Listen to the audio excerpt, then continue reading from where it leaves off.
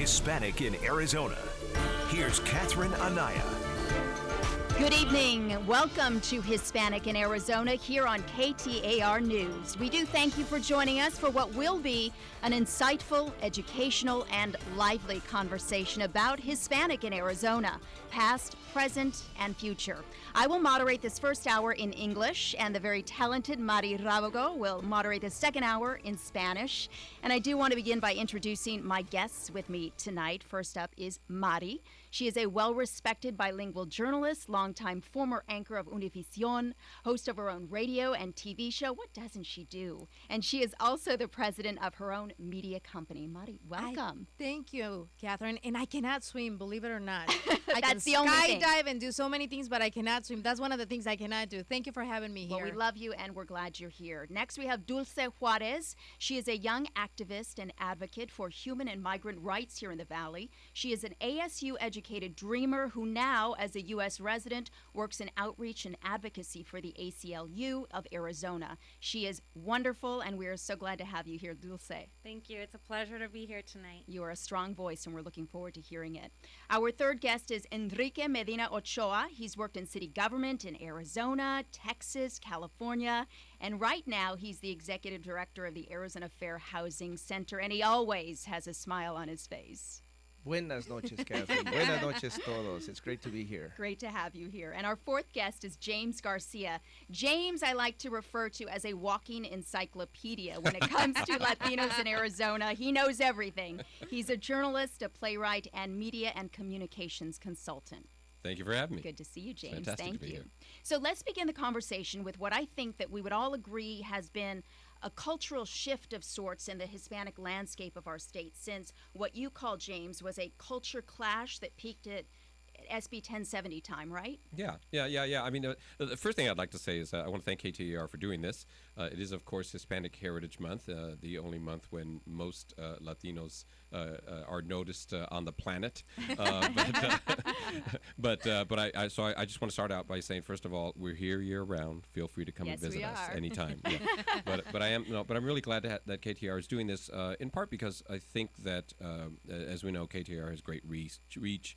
And there are a lot of people in the community broadly who, amazingly enough, despite the fact that we have grown as a community, we've tripled our population in the last 25 years, a lot of people are still getting to know us in some way.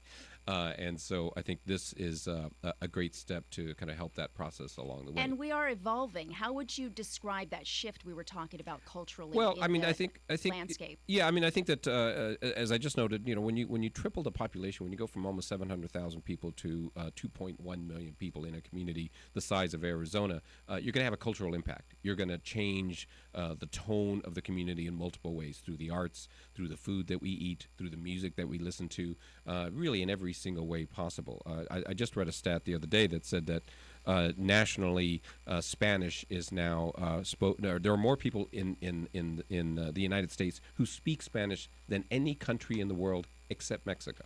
It's pretty incredible. Which is really quite incredible. Yes. But that speaks to the fast growth of the population. It speaks to the presence of the immigrant population here. It speaks to the continuation of traditions in our community, multi-generational.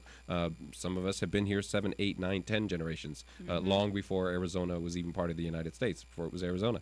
But what we have seen, of course, recently is a real kind of a cultural arrival, if you will, of the Latino community in every facet of our society. Well, and I think we've seen a big arrival of the youth as well. Dulce, there was this resurgence of civic engagement that we saw after SB 1070, even during it. Would you say that rise is still occurring? Has it diminished a little bit? Are we strong enough in our voice? Yeah, I think we're definitely seeing, and we're living in the aftershocks of Prop 300, which took, money and state scholarships from students like myself back in 2006 with 71% of voters in favor of the law and of this proposition back in 2006.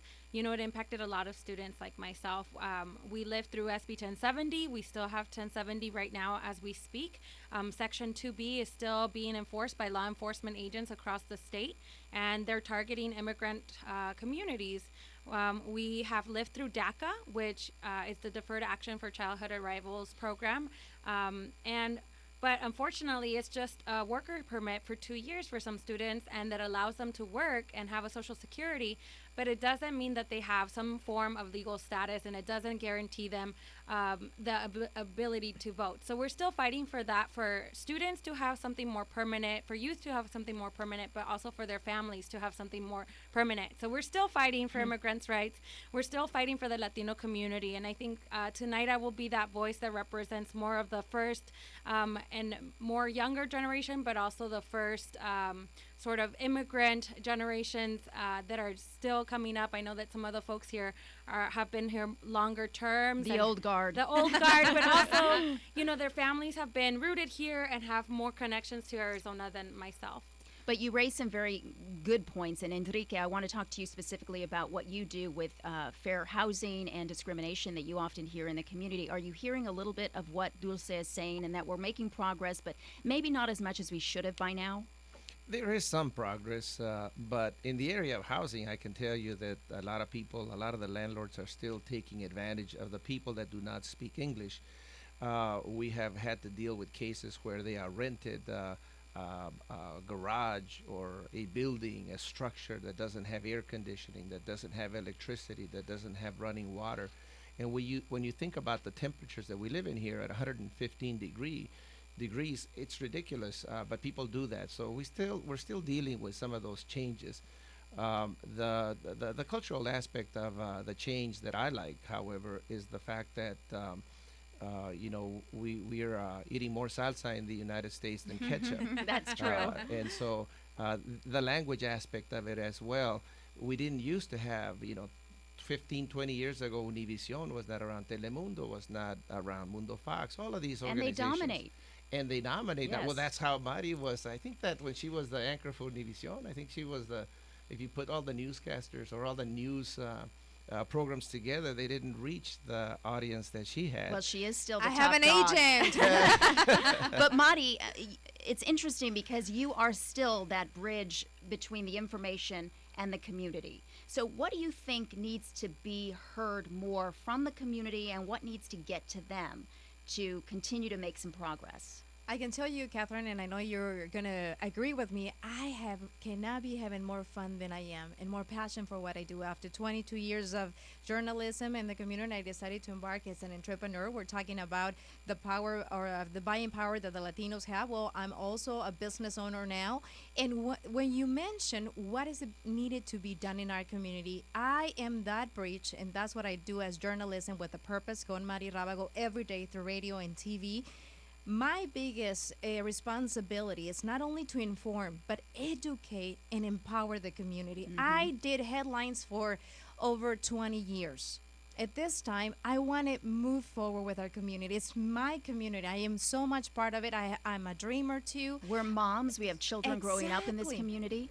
But the biggest thing here, what happens is I also give responsibility to my community. There's a lot of things that we need to start doing. Sure. We are the biggest minority, but when it comes to the polls, we're not there. When it comes to education, we're not there. So let's start in our own house. El buen juez por su casa empieza. And I think that's where we have to bring our responsibility. Well, we're going to talk more about that when we come back. We'll talk about education in the Hispanic community and now how that ties to the bigger economic picture for Arizona. This is Hispanic in Arizona on KTAR News.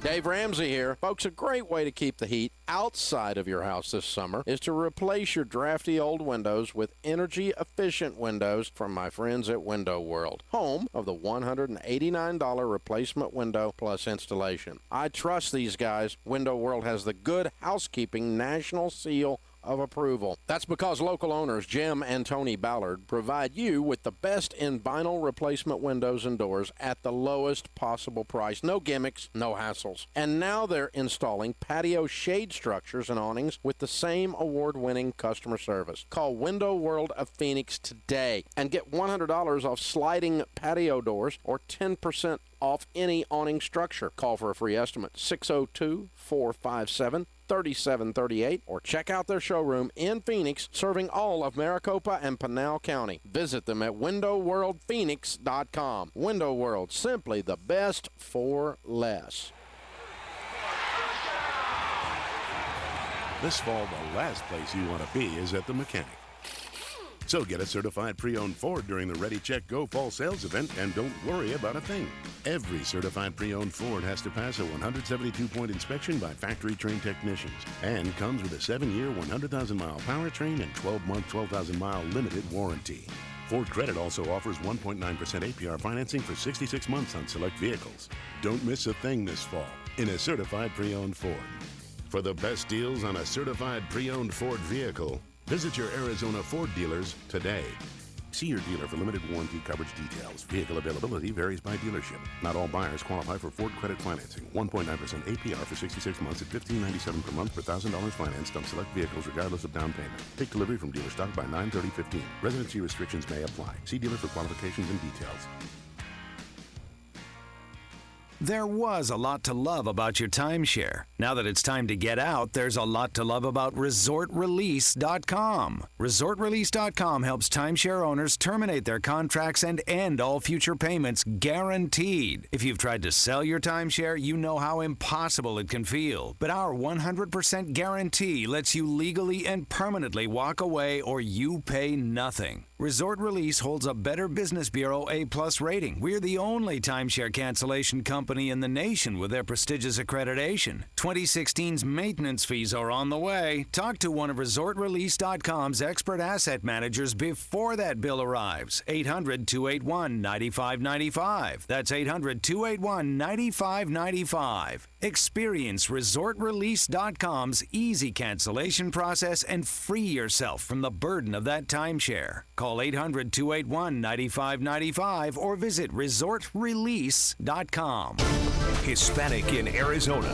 KTAR News. 92.3 FM and KTAR.com. Here's Catherine Anaya. So we know education in Arizona needs to improve, period. But let's talk about the Hispanic education gap and how that affects the entire state of Arizona. The face of Arizona we know is changing, with 30.3% of the population now Latino, and the number continuing to increase. Enrique, I want to start with you. How do we get Arizona as a whole to become more vested in educating our Hispanic students? You know, from my perspective, it's political leadership. And the reason that I say that is that when I used to work at Arizona Western College after graduating from Stanford, we had a situation where the funding formulas for the community colleges were based on the amount of students that we had there. Nowadays, we know that the funding for the community colleges is almost nil. It's almost at zero. And we know also that the majority of the population in the community colleges is Hispanic, and a long time ago it used to be Anglo. So why is that? It's because the political people don't particularly want to fund the education of Hispanics. That's the bottom line. And we have to change that. We should provide educational opportunities for everyone. I'm not just advocating for Hispanics, I'm advocating education for everyone, because to me, education is the key to a great future, not for the individual only, but for the society as a whole. Well, and Dulce, you talk about that too, because this is a problem affecting all of us. And if we don't educate our young people, then it doesn't lead to jobs and it doesn't improve the economy. So do you think political leaders then aren't doing enough? Yeah, I do think that political leaders, we can't be counting on political leaders to get the job done for us. And we really have to depend on the youth, and we really have to voice what's happening. And what's happening is we have to call, the corruption. We have to call the downfalls and the flaws of the system. And I think that a big way to do that is through politicizing our youth. And by doing that, I mean, in the sense of, we need to understand that the way that the system is not working in our favor. I think we live it every day, but I think we really need to understand in what ways we can impact the system and change it so that it benefits us. For example, with the Dreamers movement, the way we were able to get DACA, the Deferred Action for Childhood Arrivals program, was through taking direct action and going into Obama's offices and, protesting. And it was only through this direct action, because the youth were aware of the political movements, we were able to create change, and because these youth are politicized. So I would say we need to do a better job at educating our youth about what their rights are and our communities in general about what the political system looks like and how we need to stop depending on politicians to get the job done for us. So I come from more of a perspective of education and politicizing our community in order to see change. Well, so that goes back to, Mari, what you were talking about, empowering the community, and how much of the onus falls on us as community leaders, stepping in and being those mentors, and really stepping in when the family maybe isn't educated enough to guide their students through the whole process of a higher education. What I do every day is simplify the issues, and I'm going to put it really simple for everybody, okay? We're in a global economy right now. So if we don't invest in Latino kids right now, in their education, guess what? Our pockets are being hurt already, and they're going to really, really be hurt. So right now is the time to let go of all the things that divide us and start focusing on the things that really unite us. And one of those things, I don't care what type of family you go and ask them, the priority for them, it's education for their kids and a better future. And the only way that's going to happen is if we take action. We cannot keep focusing in the things that divide us. If I have an accent, if my color of the skin, if I'm an immigrant, if I came legal, if I did not came illegal, we are here already. We're very much part of this community. We're empowering the community with a labor force. We're empowering by business owning. If you see the statistics, and Mr. Number Guy would give us more of that from, he knows more than I do. That would be you, James. We're around the corner when Datos is going to be released next week, and I know their numbers are really going to be stunning for our community, especially when it talks about women and the way we empower the economic, not only in Arizona but throughout the country. So that's where everything has to start. We have to focus on our pockets. If we don't invest in our kids, then nothing's going to happen in our whole state. It is. After SB 1070, what had happened to Arizona economy? We all know. Right, exactly. Yeah, if you don't mind, I'd like to say two things. One, with regards to sort of the numbers, the argument to be made there is that if you're going to be convincing a community, the broad, general, mainstream community, if you will, which we are a part of, by the way, if you're going to be convincing the broad, general, mainstream community about the significance and the growth and the impact of the Latino community, you can go two ways. You can talk about you can talk about fairness, you can talk about humanitarianism and altruism, and why we should care about our fellow community. And I believe in all of those things, absolutely, unequivocally. But I think also the one thing that you can't deny are the numbers, right? You can't. They're facts. Yeah, you can't make up your own facts. You can't decide what your own facts are, because the facts are the facts, right? And the facts are that in this, the population that we have right now, there are, as you mentioned earlier, we are a third of the population of the state. In one generation, when my daughter is an adult professional living in this community, we will be 50% of the population of the state. So what do we do now? Well, to what make we do that now, change? first of all, what we do now is we prioritize what we understand are the significant issues impacting our community, right? And while we know and care very deeply, because we're all in some way, shape, or another at this table connected to the immigrant community, that immigration is a really vital and important issue that needs to be solved. We also know that today, tomorrow, for the long term, that the single most important issue affecting us is education, is what we are going to do about graduating our children from high school, making sure that they not only get into college, but stay in college when they get there, find a way to help them fund their college degrees and their college programs, and on, right? It affects all of us. It affects all of us. And as Maddie is alluding to, it's going to affect not just our community, because we don't live in one little pocket. We live throughout the state of Arizona. We are part of every level of this economy. One Arizona. It's going to affect the entire state of Arizona. So it is in this state's interest that they find a way to make sure that its growing Latino population is educated. And I think that a really great program on the local level that I've been seeing that has a great impact is the American Dream Academy by ASU, who teaches, and I used to be a facilitator for them a few years ago, but they have an amazing program where they educate parents about the process and understanding the process of the education system and the way that it functions and the way that they need to help and support their children in order to become very successful in school, but also learn how to support their students while they're applying for scholarships, and in the process of graduating from high school, and helping the parents to really have ownership of their children's education, because a lot of times there's that language gap and that language barrier where the parents, it's not that they don't care. A lot of people say, oh, Hispanic parents, Latino parents, they don't care about their students. They never, they never come to the meetings. Well, that's because there's a disconnect between the school, the administration, and the parents. They don't understand sometimes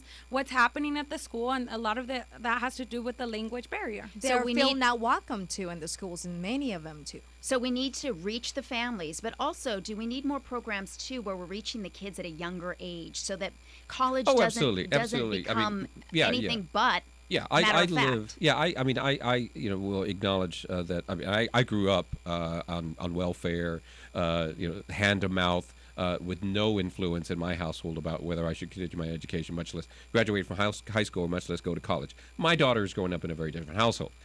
Literally, this is a child who, from the time she was in kindergarten, had an understanding that she was going to go on to college or do something after high school, some professional career. But I am so sorry. But we do have to start that young. It's affected her positively because she started absorbing it that early in life. It's a given to her now at 12. But we're going to have to start it in a different direction too. Okay, nothing's going to change when it comes to the education of our kids if we're not start showing up at the polls. I am so sorry. This is responsibility for my community, the Latin community, the Hispanic community. If you guys are more focused and putting food on the table, and you cannot take your time to fill that ballot when you have worked so hard to become a citizen, you have gone through the whole process, and you don't done your right to vote, nothing's going to change. We're going to keep hearing this situation about no immigration and no education for our kids. So nobody can complain if they're not going to vote. Exactly. Okay, after the break, we're going to talk about the political shift in the Hispanic community and whether there is a strong enough connection between the political and the ground level. This is Hispanic in Arizona on KTAR News.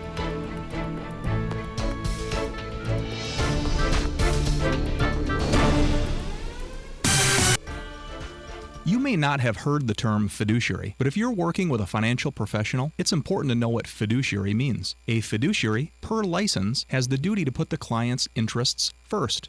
In other words, your interests over our own. My name is Jeff Jr. with Trajan Wealth, and as a fiduciary, we must choose the best investment product available and have reasonable basis for that advice. Most financial professionals are simply paid a commission for selling you a product. Trajan Wealth is a fee-only firm, which means we're paid by a low flat fee, and that gives us the incentive to grow your portfolio. The more you grow, the more we grow. If you're working with someone who is trying to sell you a product or seems more interested in making a quick commission, call me, Jeff Jr., and our team of fiduciaries at Trajan Wealth. Our number is 480-990-3300. Again, 480-990-3300. Trajan Wealth is an SEC-registered investment advisor. Hey, it's Pat. I can't get to the phone. I'm at my psychic getting a few questions about the future answered. I mean, I know my Toyota's going to be around for years, but I got to find out. Will my adult boy band ever make it big? Do they ever invent self-cleaning pants? Will I ever beat Mrs. Pat at ping pong? Does my dog finally learn to play the piano? So many questions. Right now, get 0% financing on a new 2015 Corolla or RAV4. Or get 0% plus 500 TFS assistance on a new Camry or Prius. Or get $750 cash back on a RAV4, $1,000 on Corolla, or $1,500 back on Camry. Find these deals and a lot more at your Valley Toyota dealers or valleytoyotadealers.com today. Toyota, let's go places. Offers on approved credit from TFS. Each dealer negotiates its own price and payments. Offers expire 10/5/15. 0% APR financing with $1,667 per $1,000 borrowed for 60 months. Zero down payment if you qualify. See dealer for full details. A lot of you have discovered that many timeshare contracts are unfair contracts, and Timeshare Exit Team is the consumer protection firm that will legally and legitimately get you out of yours. It's Pat McMahon for Timeshare Exit Team. Look, timeshare resorts are beautiful, they're fun, but their contracts and hidden costs can be ugly, like maintenance fees. Timeshare Exit Team has helped clients whose maintenance fees have tripled in 1 year. That's just ridiculous. On top of that, as a timeshare owner, you often have less access to your own resort than a non-owner who doesn't pay maintenance fees. But there's hope. Timeshare Exit Team. They're not a transfer company or a listing company. They make the timeshares take the contracts back. With offices right here in Phoenix, you'll meet with them face to face, and they have a 100% guarantee that they will get you out or you pay nothing. Go to timeshareexitteam.com and get out now. timeshareexitteam.com. KTAR News. On air, 92.3 FM. Online at KTAR.com. And on every device with the KTAR app. Arizona's breaking news and traffic. Now. It's 7:30 in the Valley. Good evening. I'm John Roller. Donald Trump insisting he came out on top following the second GOP debate last night. At a campaign stop in New Hampshire today, Trump cited polls from publications like Time and the Drudge Report that put him as the winner of last night's debate. Trump held his town hall in Rochester, New Hampshire this afternoon. He took questions from the crowd, and one man asked him about compensation packages for politicians. If I'm elected president, I'm accepting no salary. Okay, that's not a big deal for me, but never. Those American heroes who stopped a terror attack on board a train in France last month got a face-to-face meeting with the president today. President Obama welcomed the 3 Americans who thwarted a terrorist attack on board a train in France last month to the Oval Office, crediting them for saving countless lives. It's fair to say that a lot of people were saved. Obama said he was pleased to have the opportunity to shake the hands of Spencer Stone, Anthony Sadler, and Alex Garlatos. They represent the very best of America. American character. So what was scarier for Stone, meeting the president or stopping a terrorist? Meeting the president. John Parkinson, ABC News at the White House. There is finally some closure for the families of those missing hikers swept away by flash floods earlier this week in Utah. Flash floods have now killed 19 people in Utah this week. Search teams in Zion National Park found the body of a hiker today. 7 people in all died at Zion, trapped Monday when water came rushing down a narrow canyon. Farther south, 3 adults and 9 children died when their cars were washed into the floodwaters. Searchers still looking for a 6-year-old boy. Clayton Sandell, ABC News, Denver. It's official. U.S. Airways Center will now become Talking Stick Resort Arena, and that'll happen on October 7th. Phoenix Suns and the Salt River Pima Maricopa Indian community will celebrate the name change with a pregame event at the arena that night. You'll notice the name change throughout the whole facility, including under the center scoreboard and, of course, on the basketball court. Let's get a check on traffic right now on the Valley freeways. Larry Lewis in the KTAR Traffic Center. Hey, John, you got a wreck 10 westbound near 7th Avenue. Looks like they moved it off right. Then 10 westbound at 35th Avenue. Watch for a crash off right there as well. And our latest wreck just in 51st Avenue in Olive. Traffic's brought to you by KFC. Kentucky Fried Chicken's $5 fill-up. It's a delicious bounty of lunchtime abundance. KFC, it's finger licking good. Offer includes drum, thigh, side, cookie, medium drink. Pricing and participation may vary. I'm Larry Lewis, KTAR News. Clear skies tonight and pleasant temperatures once again. Nights are actually becoming quite tolerable. We'll drop to an overnight low tonight. Right around 77 degrees. Then for your Friday, plenty of sunshine. We're heading for a high of 99 degrees. Right now in Surprise, 91 degrees. Hispanic in Arizona continues. I'm John Roller, KTAR News. This is a KTAR special presentation. As part of KTAR's recognition of Hispanic Heritage Month, we are proud to present Hispanic in Arizona, hosted in English by Catherine Anaya, and hosted in Spanish by Mari Rabago. Hispanic in Arizona, KTAR News, 92.3 FM and KTAR.com. Here's Catherine Anaya. Well, there is no denying that there has been a shift in the political landscape. We're seeing more Latinos in political positions now than ever before. They have seats at some very powerful tables with power to make decisions of impact in our community. James, first to you, how optimistic are you about this political shift that we're seeing and bringing more attention to the issues that affect Latinos in Arizona? Okay. Generally, I'm kind of cynically optimistic. Okay.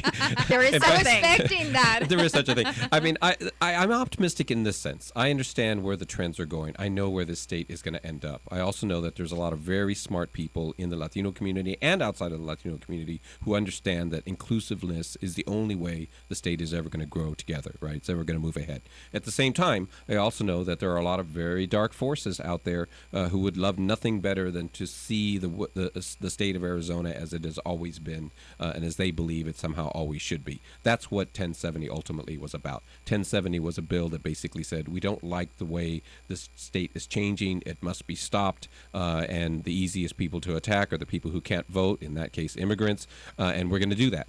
Fortunately, a lot of people have fought back, including people like Dulce Juarez sitting here at the table with us, and they fought back and they delivered a message that basically said, if we don't figure out a way to start to include Latinos at the table in serious parity, so that they're part of the conversation and that they're not tokens, and we don't find a way to do that, the state will not succeed as a whole. That's just the reality. The numbers say that, and also I think common sense tells us that.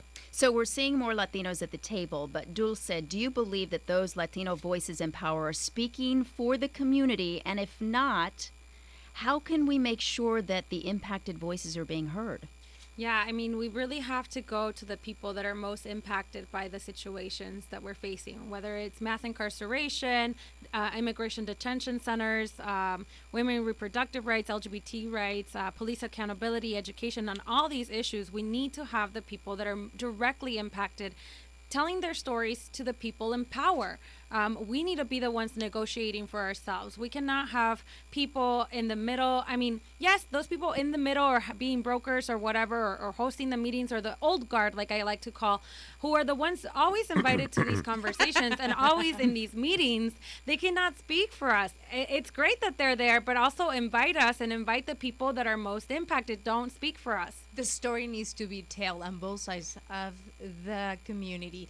We need to stop focusing on that division that we have. We need to educate the general market community, for lack of a better word, of what the Latinos are, what are the Latinos bringing to our state, and why we cannot deport 12 million people. Come on, we have to change that conversation. I want to just add real quickly to what Dulce said. I think she's absolutely right in this sense that young Latinos should be speaking on behalf of young Latinos and the community. Older Latinos should be speaking on behalf of their age group and the rest of the community. There are segments. I mean, the whole Latino community is not the same. First of all, we're not all Mexicanos. Exactly. We're not all Chicanos. We're not all Central Americans, et cetera, et cetera. It's a diverse community in and of itself, and there are multiple viewpoints. I mean, I'm a strong believer in this, the idea of kind of cumulative resistance, the idea that everyone has to be involved in their capacity, to the greatest of their capacity, in order to ultimately achieve the same goal, right? And so that does mean that there need to be some old guard Latinos, if you will, who have been involved in politics for a long time and understand the system on some level. There also need to be teenagers who are knocking on doors, participating in the voting process, young people who have just turned of age actually casting votes. It needs to come from all segments of the community, and you're right, absolutely right, Dulce, that one group should not be speaking on behalf of the other. Everybody needs to somehow be at the table. But let me ask you this, Madi. If we're seeing a little bit of a disconnect then from the political and the ground level, what's it going to take to bridge that? What is it that our community needs from our political leaders? Education, conversation. And I go back to what Dulce said. We got to start telling our story. We're storytellers, most of us as journalists. If you have a mic, if you have a voice, wherever the scenario is, use it to empower the community. Use it to educate the community. Enrique, you got to agree with me that Cinco de Mayo is not Mexican independence. We got to start doing that small points of educating the community in general. It's awful. We coexist, but we don't know each other. We don't know our traditions. We don't know our history. And I can just start, walking on the street, and every person I find, they have to have some kind of immigrant background. They might not be my color of my skin, but I have somehow immigrated from other countries. So we have to stop making the divisions, yes or not? Absolutely, and to that end, I'm a firm believer in education as well. And I think that it's very important that we have more teachers, that we have teachers that are well compensated or rightfully compensated. We need teachers that understand multiculturalism.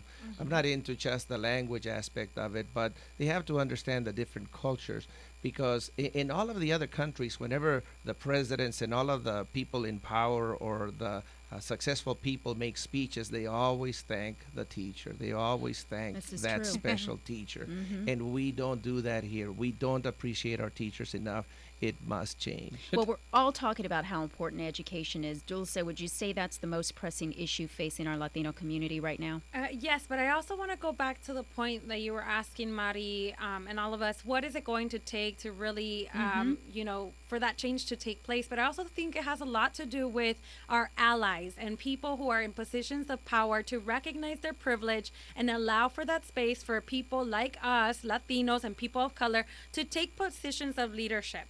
And you really have to own your position as a person in power and recognize that you have it good because you're probably a person who's white and has white privilege. And a lot of times we don't talk about that in these spaces because we don't feel safe talking about it, because we're afraid that we're going to lose our jobs if we don't ask for that promotion or if we don't ask for that opportunity. So sometimes we really need our allies and those people who are in positions of power to take a step back and look at the larger picture and think about who are the people in your offices, who are the people in your communities and your organizations, and look around and see, really check yourself about, are we all being represented? Are we really representing the voice of Arizona? Because the voice of Arizona is changing and it looks different and it's a different color and it's a different flavor. And it has accent. Yeah. Yes. So if I'm hearing you correctly, then you're saying that there is optimism because we're seeing more Latino political leaders, but there's also a sense of disillusionment among young people because maybe not enough is being done. Yes, and that's because a lot of our people are not in positions of leadership or positions where they can make decisions or be decision makers because there's people who always hold that power and don't want to let others share it, or because sometimes we just don't check ourselves about our privilege and we don't check, am I really allowing different people in my organization or in my company to step up and take that position? Or have I ever asked them or questioned them about what their opinions are when it comes to, whatever your agency is about or whatever your business is about? Are you really going to the people and asking them what their thoughts are about? And specifically people of color and minorities, the people who are not represented, and in this situation, Latinos, right? Are we holding these positions of power? Are we being taken into consideration? Are we being asked about our opinions? These things are important, and are we speaking up as well? Yeah, what do you think, James? I would add to that in this sense that first of all, there is a responsibility that the non-Latino leadership of the state has to open doors, right, and to make sure that there is a real, tangible conversation happening with minority communities, right? But there is also our own responsibility within the Latino community to cultivate leadership within our community. We do have Latino members of Congress in the state of Arizona who are Latino. But we not do enough. have city Not council. enough. No, I know, but we do have city council members who are Latino, et cetera, et cetera. Those people have a responsibility to open doors as well for our own community. But let's also understand too that this is a process. I mean, I would love for there to be parity in political office tomorrow, right? I mean, I would love it. That would be the ideal. That's not going to happen, right? So how do we get there, and how quickly do we get there? And a lot of that is going to be our own initiative as a community in terms of how much we push, how efficiently we push, how professionally we do that, right? I mean, because we have to do it efficiently. It's up to us. So stay tuned, because when we come back, our panelists will answer the question, where do you see our Hispanic community in Arizona in 5 years? This is Hispanic in Arizona on KTAR News.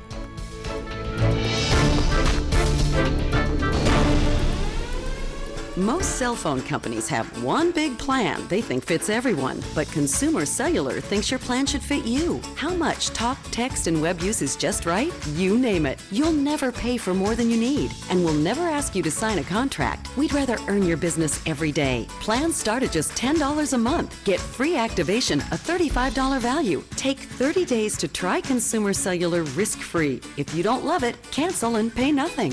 And Consumer Cellular has been an AARP provider since 2008. AARP members will save even more with special discounts. Why spend another day paying for more than you need? Consumer Cellular has a plan with your name on it and the savings to match. Start your 30-day risk-free trial today.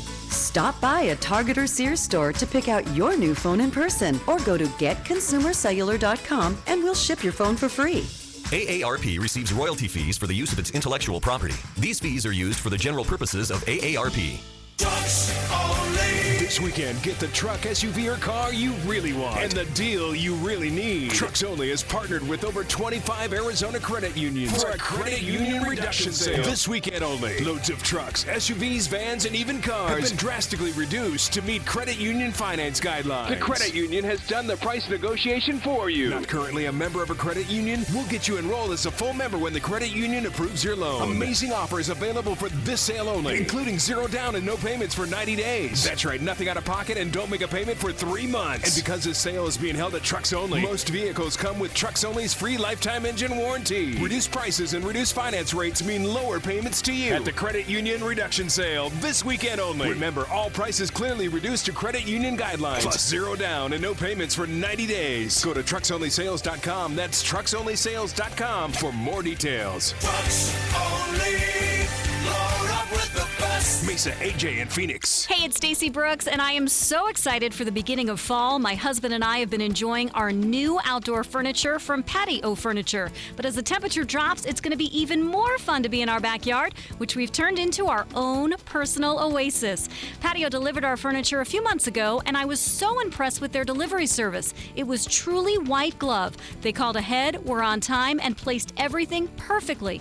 I got to tell you, their customer service is simply unmatched. You can go to patio.com/KTAR and watch a short video of my shopping experience and see the beautiful outdoor collection that we chose. Ready to upgrade your backyard? Visit Patio Furniture and see why Ranking Magazine named them the #1 outdoor retailer in Arizona. In North Phoenix on 19th Avenue and Happy Valley Road, and in Scottsdale off the 101 and Scottsdale Road next to Whole Foods. Online at patio.com/KTAR. That's PADDYO.com/KTAR. Patio Furniture. Embrace life outdoors. KTAR News. Hispanic in Arizona. Here's Catherine Anaya. Well, I told you this would be a lively conversation, and that it has been. I want to spend these final minutes of the first hour talking about the future of Hispanics in Arizona. Enrique, I want to start with you. Where do you see Latinos in the state in 5 years? How do we elevate our community to continue, as we've been talking about, moving forward and upward? I see the future of Latinos and the face of Arizona as café con leche. It's going to be a little lighter than what it is. It's going to be a little darker than what it is. The reality is that everybody's going to mix together. We have to live together. We have to learn to be good neighbors with each other. And there is no, in Spanish we say, you can't keep on kicking. You can't be throwing patadas de muerto, because the reality is that the demographics. The ahogado, that's right. You can't kick where you're muerto. The reality is it's turning into the Spanglish hour. That's exactly what's going to happen, as you can see, and that is the future. We're going to be bilingual. We're going to be multilingual. We're going to be multicultural. That's just the reality.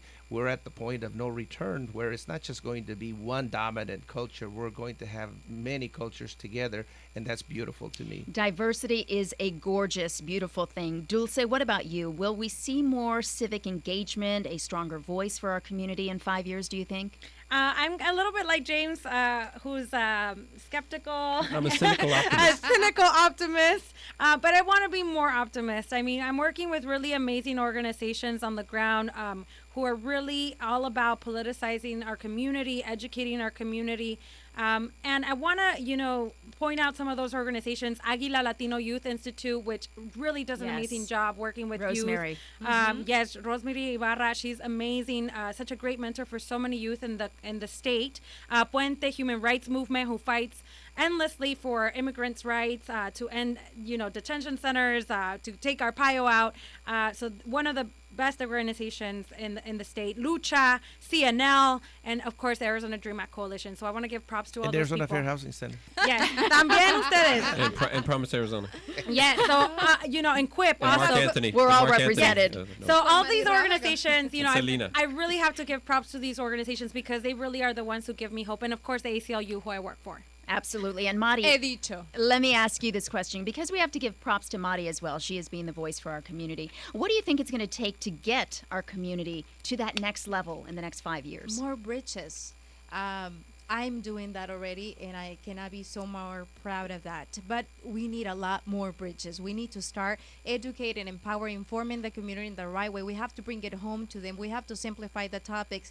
Like when we talk about economic, talk about your budget, your pocket. How is that going to be affected if you continue with that anti-immigrant rhetoric? And we have to educate both sides of the spectrum in our community. We have to really start focusing on everything that unites us. Every household in Arizona, whether you're legal or not, whether you're immigrant, whether you are, Anglo-Sajon, whatever you are, wherever your background comes, it comes down to this: education, having food on the table, making sure your family have health insurance, they're protected. I mean, they have a future. So we have the same interest. We have the same vision. Why don't we start, stop wasting our energy and focusing on the things that divide us and really start focusing to moving forward. You cannot deport 12 immigrants. I'm sorry, but if you have the mentality 12 billion, of yeah.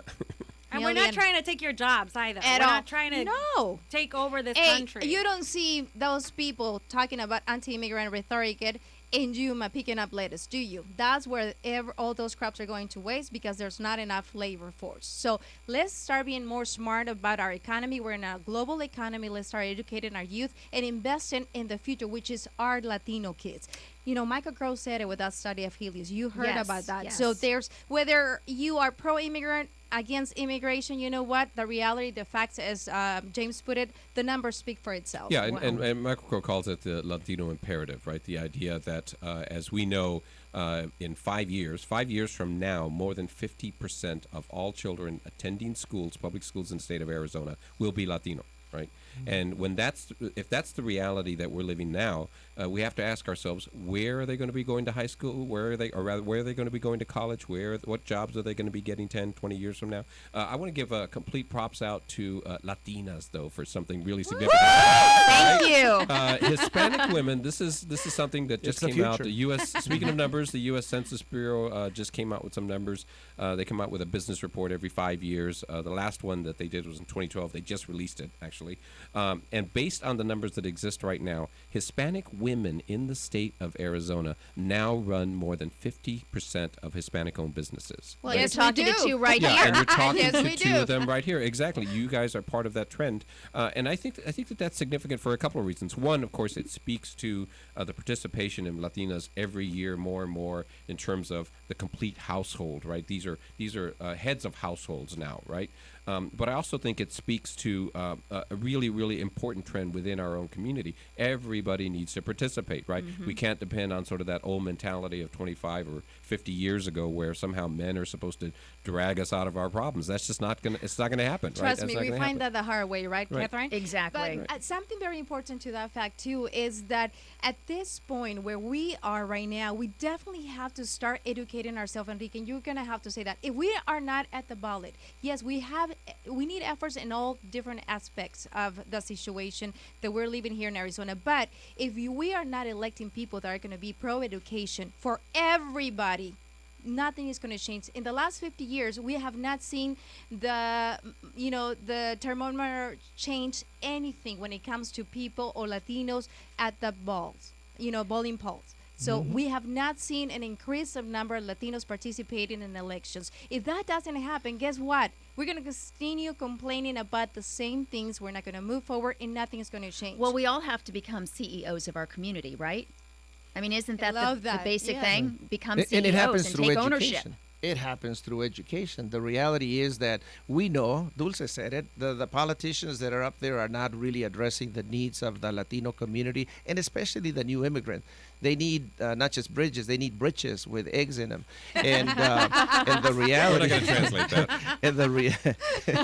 And the reality is that we have to have the people educated so that they can become the city manager, so that they can become the CEO, so they can become the decision makers that are going to help address the needs of our community. I do want to add something, though, that's critically important. I think that we still, as a community, in terms of the percentage of our people who are registered to vote, we still do not turn out on Election Day in the numbers that we need to do. But it is a fact that tens of thousands, even hundreds of thousands more Latinos are registered now than were just a few years ago. Let me ask you a question, though, James. Why is that? Why is it that every time the election cycle comes around, we talk about how many Latinos are registered to vote, and then they don't get there? But I will suggest this. I don't think that happens every time. I think that in this last election, it was kind of abysmal turnout. I think in the one right before that, the presidential election, it was pretty strong turnout. We nearly elected a Latino U.S. senator. Yep. We had very strong turnout in a lot of other areas. Well, and we saw but it is a process, right? There is a lag time between the efforts that are happening on the streets by a lot of organizations who are knocking on doors and registering Latinos to vote. There is a process that has to happen between that process and actually getting them to the polls and making them realize the last time that they had, because we saw that with Daniel Valenzuela when he was elected to city council the first time. We saw that happen, right, Mari? Example. Definitely, but again, we go back to education. Remember, our tradition, our culture is different. We come from countries where your vote doesn't count. So if we don't bring the investment from organizations, from the parties really investing in our community, Latin community. Last election, the primaries, I took about on the air saying, you know what, I'm not going to have any candidate on my shows, radio or TV, if they're not investing. I don't care if they don't buy airtime with me, but if I don't see them buying airtime in any of the Latin media, I'm not going to have them, because that to me is telling my community I don't care. So if you're not investing in having your message heard by our community, if there are not organizations investing in a campaign to educate the Latina community and why it's important to participate and bring it home to them, and that your vote counts in this country, not what happens in our own countries, nothing's going to change. That's a very good point. There are a lot of reasons that turn out. We don't want to go off too much of a tangent. Well, we only have about a minute and a half left. I mean, there are a lot of reasons. A lot of that ultimately comes to how much education does our community have about the impact on the election. Latino media. But money is part of it, right? Wealthy donors who drop $7 or $8 million into a gubernatorial election are going to have an impact, right? Well, and I, as 1 minute as left. a youth in this room, I want to add, I cannot depend on candidates to decide for me and the future of my family and the future of my community. We really have to take this ownership and educate our communities. And I just cannot let any political party decide for me anymore. And so that to me isn't a priority as a youth. I'm focused on other things. And you know what? At the end of the day, we matter because we're human. We matter because we need to be treated with dignity and respect. At the end of the day, we're valuable regardless if we bring money, regardless if we go to the polls, regardless of anything, of the economy. We did a major boycott against I keep telling her she needs to run for office. You know what? She will. Sooner or later. So we have value and we have cultural value, and we don't need to just focus on how much money we bring or how much money we bring into your communities or your businesses. We matter because we're people. And you matter to me. I love each and every one of you. I want to thank you so much for your knowledge, for your thoughtfulness. It's been a great conversation this hour, and the discussion is not over. It doesn't stop here. When we come back, Mari Rabago will continue the conversation in Spanish. I'm Catherine Anaya. This is Hispanic in Arizona on KTAR News. Do you worry that the market is a bubble ready to pop? Well, you know when to get out. This is Ken Moraith, host of the Money Matters radio show, inviting you to our free seminar. If you're retired or retiring soon and can't afford to lose your savings in a market crash, register now. Choose 1 p.m. tomorrow, Hilton Phoenix Mesa, or 1 p.m. Saturday, Holiday Inn and Sweet Surprise. Clients that followed Ken's advice were out of the market in 2008. Reserve at moneymatters.net. That's moneymatters.net, or call 800-994-0302.